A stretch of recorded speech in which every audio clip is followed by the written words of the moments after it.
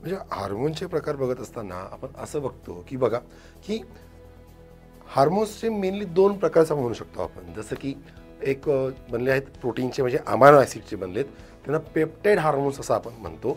आणि दुसरे जे आहेत ते फॅट म्हणजे लिपिड्सपासून डिराईव्ह झालेले असतात. ओके, त्यांना आपण स्टेरॉइड हार्मोन्स किंवा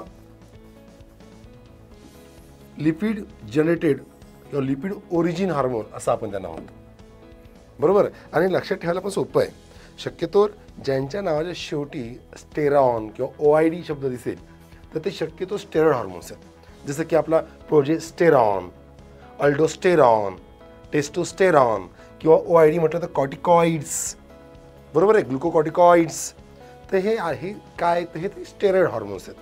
बाकीचे आहेत ते प्रोटीन ओरिजिन म्हणजे अमायनो ॲसिड किंवा पेप्टाइड हार्मोन्स त्यांना असं म्हणू शकतो, ज्यामध्ये इन्सुलिन येतं, ग्लुकॅगॉन येतं, ऑक्झिटोसिन येतं, पिटोसिन येतं, पिट्रेसिन येतं, इफिनिफ्रिन येतं, नॉन इफिनिफ्रिन येतं.